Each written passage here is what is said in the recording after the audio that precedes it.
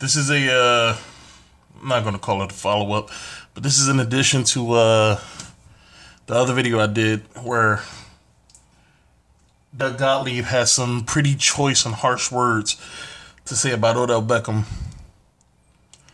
And I don't know, I'm just going to let him talk and then I'll just, comment to you here. But first, Nevada, San Diego State, Caleb Martin went up and but you know who's won and lost. Legs. When the visiting team Using both hands. Great crowd there. Moving on to Odell Beckham, who we've discussed on the show a bit this week after Jay Glazer made the bold prediction that he'd be dealt this offseason. Doug, you made the point that Odell is about himself and not about winning. Well, I got Twitter fired up.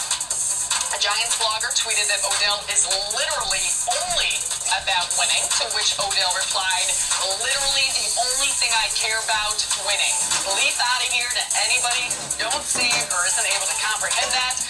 One day, everything will all make sense in the end. I promise you, the story's unfolding. It's all a part of the journey. Hashtag just wait.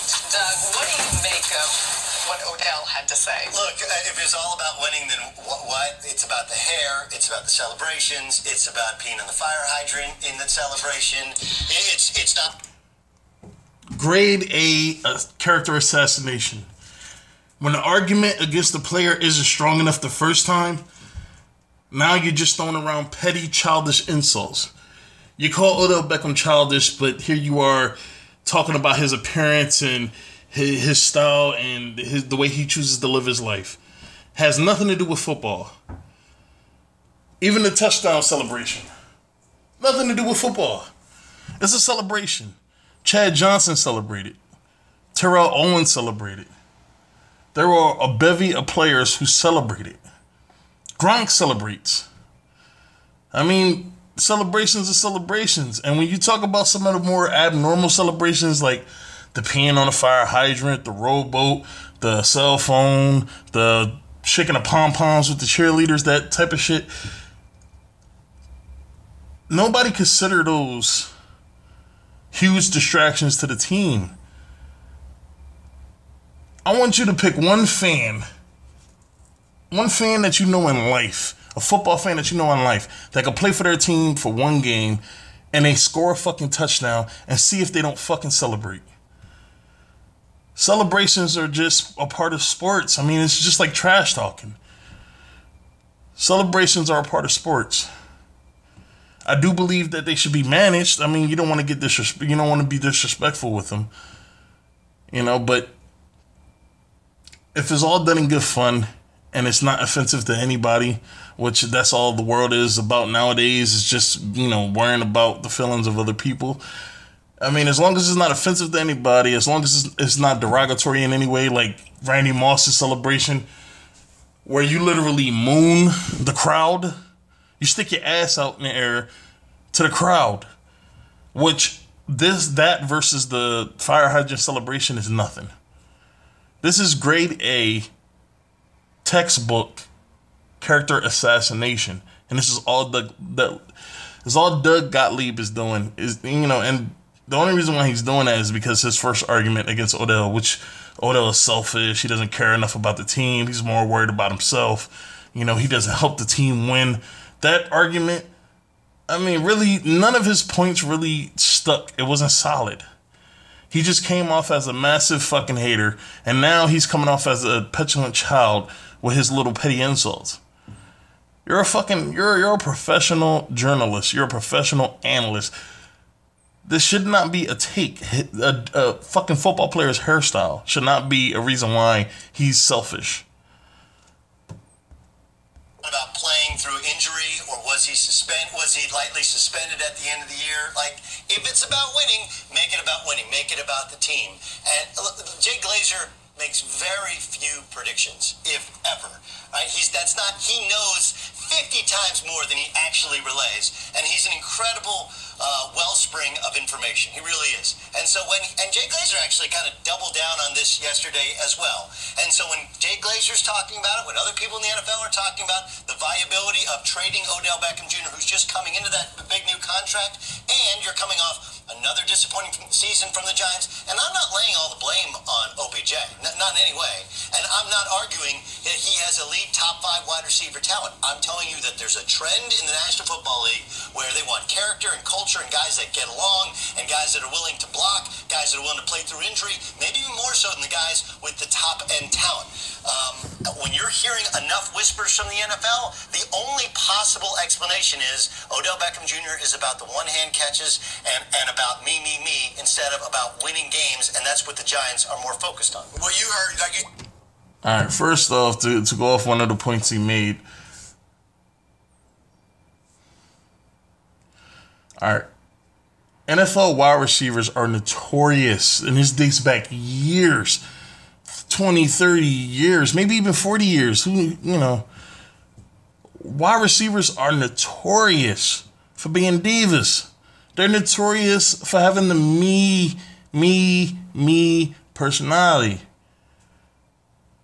And I'm not saying that's a good thing. I'm not saying it's a bad thing. I mean, it depends on how aggressive the me is. If you want catches, like if a player's ran and the quarterback makes the best throw by throwing to somebody that scores a touchdown to win the game, and you're mad because you didn't get the catch, even though y'all scored and y'all won, and you're mad because you didn't get the catch, that's a problem. But in the case of the Giants, which is more often that one than the first one, is Eli throwing bad passes or maybe even checking down when he could go deep, take a chance, throw it to Odell in single coverage, or try to get Odell the ball somewhere. Like I've already said, man, that one-handed catch that Odell had, that ball was unbelievably overthrown. And if he didn't do what he did, he probably wouldn't have caught the shit. Honestly, when you first see the play, before you even know what the outcome is going to be, it looks like the cornerback is in better position to catch the ball than Odell is. But because he did that little flashy athletic move that literally tore through the internet, I mean, now that's what people think he's all about, and that's not his game, man. Like, that's not his game is making the catch. And if that's the way you can make the catch, make the fucking catch. Anybody complaining about this, if he played for your fucking team and he was making catches like that, it would not be a bad thing. That would be 100% a great thing. And people will be talking about it, no matter what team he plays for. Odell is a phenomenal talent. Does he have personality issues? Maybe. Maybe, sure. There's a lot of players in the NFL that have personality issues.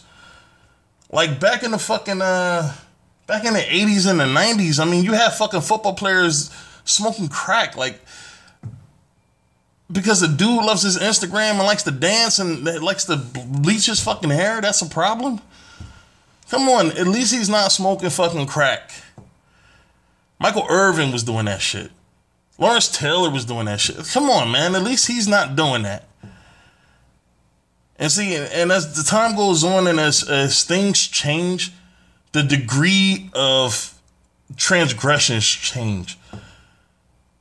If we talk about in the fucking 80s and the 90s, you could have a player that behind closed doors does hardcore drugs versus a player that likes to dance, likes to make flashy catches, likes to fucking do awkward and weird touchdown celebrations.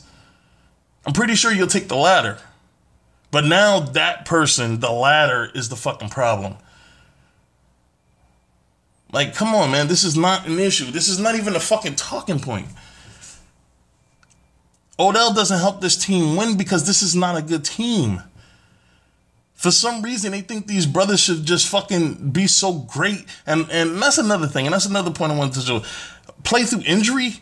Come on, man. Like, and most of the time, it be these motherfuckers that, it either be the non-football who has never played a fucking game of football. It be those motherfuckers that say play through the injury. Play through the fucking injury. I played in high school. I was the defensive end in high school. My coach told me do not let the quarterback get to the outside because he was fast. Do not let him get to the outside. Do not let him. He told me that all fucking game. One time, I let him get to the outside. I had to chase this dude down and grab him and tackle him. What I did was I grabbed him from behind. I lifted him up high in the air, and he landed on my shoulder. I tore my rotator cuff. I couldn't move my arm for like a fucking week. When I wanted to pull myself out the fucking game, the coach looked at me like I was crazy. I can't move one of my arms. I'm one-armed out there. And he expects me to get out there and play with one fucking arm. Play through injury? No. No. That's retarded.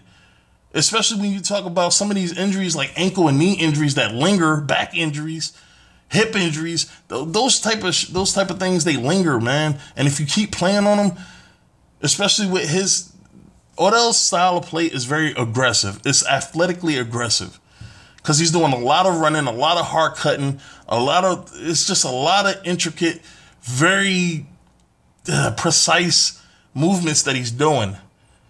And if he has an ankle or a knee injury, that shit aggravates you. And it actually hampers your ability to fucking play effectively. That would be detrimental to the team. That would not help the team win. See, in a lot of times, these motherfuckers, they make these arguments. They make these arguments, especially when they don't like somebody or when they feel a certain way about a certain team. They make these arguments that make no fucking sense. But because everybody else doesn't like that player just as much as this person doesn't like him, for some reason everybody pretends it makes sense. This argument doesn't make any fucking sense. A lot of great players in the history of sports were selfish. Jordan was selfish. LeBron is selfish. Kobe was selfish. It doesn't take much for you to be fucking selfish. It doesn't take much. And some of the greatest talent in the world that people love. And LeBron is looked at as a teammate guy, and he was fucking selfish. So come on, save that shit, man. You said Jay is plugged in. He may know stuff going on in the locker room, stuff going on between Odell and management that we just don't know about. I would say this, though. This was a bold prediction. And a lot of times when people make bold prediction, you kind of go out there a little further than normal. I don't think that Jay's reporting that Odell is being shopped. Like, you know what I mean? There's a difference between a bold prediction. Most likely, he probably has somebody that he talks to with every fucking NFL team. He probably has somebody on the Giants that was telling him about the atmosphere of the locker room, the atmosphere with the whole organization, and he said there is a high likelihood that Odell Beckham will be moved. It probably wasn't he will be moved. It probably was, it is a high chance he will be moved. Because this story was reported a week ago. They were talking about shopping Odell last offseason. So if you had all that time, and if they were trying to shop him last year and they had plans to shop him this offseason, which the Super Bowl just ended not even a month ago. So if they had plans of getting rid of him all this time, they might have been shopping this dude during the regular season, during the preseason, during the playoffs. Talking to teams, trying to find the best deal. This deal probably would have been done as soon as the Super Bowl was over. They're probably talking about trading him. And if they do trade him, it'll be right before the draft. Or before the day where he, I guess, signs a roster bonus. Because a lot of these big contracts come with roster bonuses. I believe Antonio Brown has a roster bonus, so he has to be moved before then. Otherwise, the team, the Pittsburgh Steelers will have to pay him, I think, like $15 million for being on the roster. Like, if they're going to move him, they're going to move him immediately. This story was made a week ago. The Super Bowl was less than a month ago. They were talking about trading him last year. How come it wasn't done yet? I don't know, man. I'm not saying Jay Glazer is wrong. I'm just saying it probably was reported one way, and then everybody just ran with it, or what they interpreted that it meant. Or even saying, like, I think this is going to happen, and actually reporting something. So I'll just say that. And when you look at Jay's context, Jay Glazer's, in full, he really talked about how a lot of other teams were calling about Odell, trying to trade for him after the trade deadline. So it may be a situation where maybe he thinks the Giants may get an offer they can't refuse. And, they need to build elsewhere and strengthen their teams in other areas. So maybe they get that type of offer. We don't know, but we do know he's not reporting Odell Beckham Jr. is being shopped. The Giants are trying to trade him. There are defining moments for teammates in a season. And when you're playing the Chicago Bears, remember, the Giants got off to another awful start, and Eli was bad. Their offensive line that they tried to fix. You're talking about for the season. Yes, Eli was bad. Their offensive line, they tried to fix it and move Eric Flowers over to right tackle, and that wasn't working. And they was trying to. So if the offensive line wasn't good and the quarterback wasn't good, why the fuck would you think the wide receiver would be great, or he would give the team a better chance to win? If both of those factors are shit, why would you think that the one factor that depends on both of those factors would actually fucking be great? This is retarded. And this is why I'm talking about. This argument doesn't even make any sense. Because everybody knows the Giants don't have a quarterback. They know the offensive line sucks. They just now got a running back. This is why I keep saying getting Saquon was important. Because you fill one major hole that this team didn't have. You at least fill one spot this team didn't have. Now you have the quarterback, the defense, and the offensive line to worry about. And this is why Doug Gottlieb's argument doesn't make any sense. And he just looks like a hater for some reason. I don't know what his favorite team is. I don't know if he's a Giants fan, or I don't know if he just doesn't like black dudes, man. But this whole argument just screams biased. It just screams biased, man. And I don't want to make anything a racial issue, man. But why else would you come out here and say this shit about a guy who his own teammates doesn't even have bad things to say? Landon Collins came out a couple years ago and said Eli Apple was a cancer to the locker room. Eli Apple. He didn't say anything about Odell. I believe if Odell was a fucking cancer, he would have said something. So come on, man. Figure some things out. You're playing the Chicago Bears. There's an onside kick, and the guy who supposedly has the best hands in the National Football League, right? Like we can argue the route running. We can argue whether or not he high points the ball. Like, he's as good as anybody at all of those things. But he has the best, and he made a business decision. He made a business. And that decision was, I'm more important, my future is more important than what my job is, which is securing the football. So I think there's that ripples through a locker room. Everybody. I haven't heard a teammate criticize. Of course not. That's what I'm saying. You're talking about one decision that he made that made him look selfish is the reason why he is selfish? No. Your team's not winning. Yeah, you have a chance to get this ball back, but that doesn't mean you're going to win the game if you do. Why risk your future? Why risk getting hurt? Why risk? Because the NFL, see, this is why players need, especially in the NFL, they need to have this, just to have this idea that I'm more important. Because when their talent goes, the team doesn't give a fuck anymore. If Odell would have dove for that ball and broke his arm, his shoulder, ripped something, injured himself in any way major, once that contract is up, and probably before the contract is up, man, they would have found a way to get rid of him. Because you are only as valuable as your talent is available, man. That's the only thing. You're only valuable if we can use you. Why shouldn't every player feel like they need to just worry about themselves? I mean, it looks selfish to people that don't play the fucking game. It looks selfish to people who don't put their livelihoods at risk, especially in football. I mean, you talk about motherfuckers getting concussions and killing themselves 10 years after their fucking career is over because they're losing their fucking mind. Why wouldn't he worry about himself? If you're just talking about this play as your focal point on why you believe he's selfish, it's a weak argument, bro. Like, it's weak. You need to find something else. You need to. That's the thing, man. When it comes to cases, like murder cases in court, and when they're trying somebody, they don't just look for one piece of fucking evidence. They try to find as much evidence as they can to prove their case. The more evidence, the fucking stronger your case is. This is a weak-ass argument.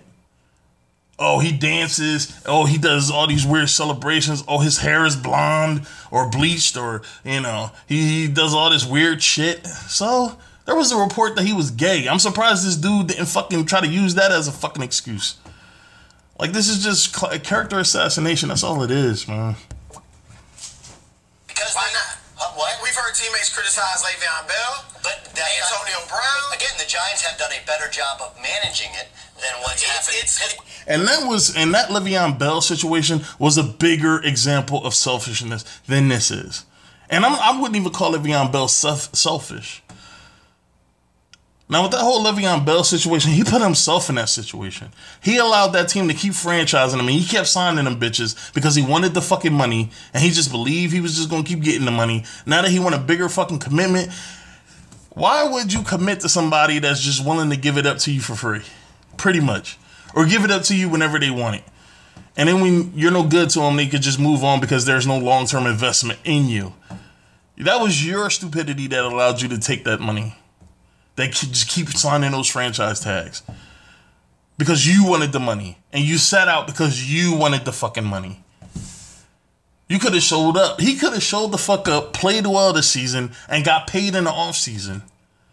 But no, he sat because apparently he's just doing it because he wanted, you know, I'm doing it because I feel like I'm not getting paid what I'm worth. You were. When you signed a franchise tag for that year, you're getting paid, market value, which is a lot. I mean, I believe this dude was getting like 17 million. He was getting something, man. It was an absurd amount of money.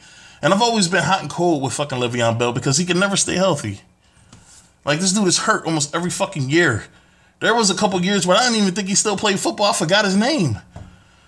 Like, come on, man. His teammates. It wasn't management. Did you notice he didn't play at the end of the season? Odell gave them plenty of opportunities to criticize.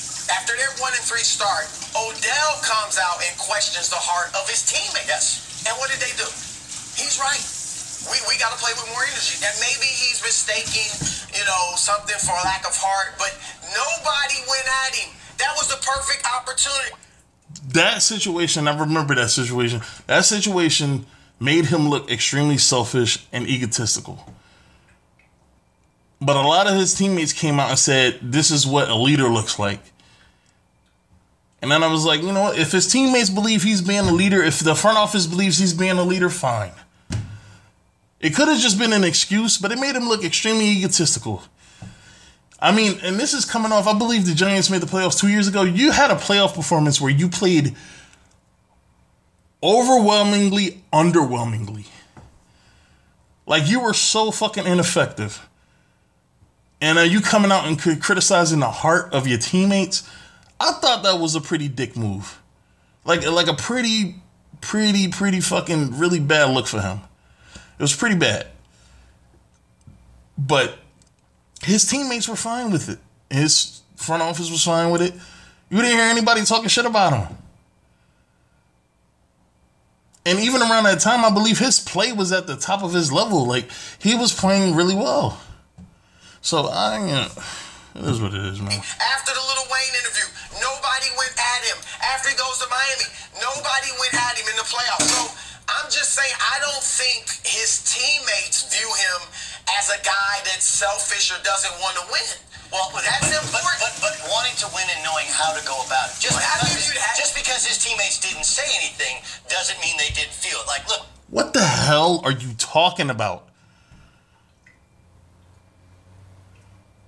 The only way, and this is what I'm saying, man, and this argument, this can't be about Odell Beckham. This has to be, if this is a football-related conversation and he's making football points, this is not about Odell. There's something else here that's missing. Every player at some point doesn't know how to win. No player just instantly starts playing football as a fucking 12-year-old kid and knows every play he needs to make to win. That's the coach's job to teach them. It's the coach's job to prepare them. So right now, you're making an argument that's not about him. It's about the fucking coaches. Blame the coaches. Blame them. They're the problem. You gotta be very careful, as you know. Like, you guys have both been in pro locker rooms your entire journalistic career. Like, you got to be very careful about calling out anybody's heart, anybody's work ethic. Like, that's my point. He did that, and guys backed him. And that's what I'm saying. He looked extremely egotistical when he came out and said that shit. And for a moment, I thought he was being selfish. But when his teammates didn't say shit and the front office backed him, I'm like, if they're fine with it, fine. If it's what they need to win, if this is what they need to play better, sure. And who's to say he was wrong? His team isn't playing well. The defense has pretty much the same personnel, and they look worse for the past 2 seasons. They look worse and worse. So come on, man. Like, what are you doing? And I get, look, literally all I'm about is winning. Look, we know he's about hanging out, having fun, enjoying the limelight, and there's nothing wrong with that. Deion Sanders enjoyed that type of stuff, and he was a winner. So great fucking point. Great fucking point. Everybody look at Deion Sanders like he was the ultimate team guy and he was the biggest X factor on 2 championship teams. But when you look at him from an objective view, he looks extremely egotistical. Like he's the most selfish motherfucker that you've ever seen on the planet. This dude had a lot of ego. A lot of fucking ego. I mean, when you sign with a team and they're fucking doing, I believe, McDonald's commercials or some shit about you, or just regular commercials, whatever. You don't usually see, like, that's some LeBron shit, where you sign with a team and you're literally right after doing commercials about you signing with the team. Egotistical. It's not mutually exclusive, and I gotta admit, look, I don't condone not going for the ball in that situation. However, it's week 12. You're out of the playoffs. It's more important for him to be healthy and not get injured than it was to get that ball on that. How many years have you been married? How many years have you been married? 23. Okay. And so I don't know if your wife has ever broken this one out on you, right? Which is the, hey, actions, not words, right? You can tell me you're all about winning, okay? Actions, not words. It's funny that you say, oh, I don't know if your wife ever brought this out on you. Actions, not words. When women do more talking than any fucking body. Listen, man. All right? I'm with Chris on this, man. I'm not saying that was a good look for him. When you talk about heart, I don't think that was a good look for him. But when you talk about you investing in yourself and you making sure that you're able to perform the next season, and one stupid fucking play could literally impact the rest of your career, I'm not going to make that decision. Like he said, he's 23, 24. Why would he make one decision that could literally affect the next 10 years of his life when he just say, fuck it, walk away, we done for this season, and then just move on to the next year? And a lot of these, and again, I don't want to make this a racial issues, man, but you hear that shit from a lot of these white prognosticators, man, that'll come out and say, well, he should have did this, he should have did that, he should have did more. Because they look at us like we're fucking androids. They look at us like we're not human. Like we can literally do everything athletically. Like we have no limitations. And this is a shame. Because this dude is, in that moment, and you could just tell, he was worried and like, nah, I'm good. Like he was worried about his career, man. Your entire career could be affected on one play. That's how dangerous football is. That's how dangerous football is. Your entire career will be affected by one fucking play. Like fucking RG3. I mean, I'm not saying this dude would have been a Hall of Fame quarterback if it didn't happen, but when he got injured and he went out, I believe it was a leg injury or something like that. That completely just knocked his career off trajectory. Sorry. That's the way I'm pronouncing that shit. And instead of going in a straight fucking line, now he's... When you look at RG3 his first fucking year, this dude looked like a completely different quarterback from his second year, his third year, his fourth year. And one play in football, and this is why it's dangerous, and this is why everything you do should take thought. if I jump on this ball, there's a chance I might get hurt. If I jump on this ball, there's a chance I might not get back up again. So I need to think about this. You really need to think, man, because shit happens in a split second. So, look, man, Odell's not a selfish guy. Most likely he has an investment in himself, and he for no reason, I'm pretty sure he doesn't want to put himself in any extra risk. And for anybody to ask more of a guy who's literally putting his body on the line just playing the game, period, that's unfair. That's selfish. Not what he's doing. All right, this ran longer than I wanted it to. All right, I'm out.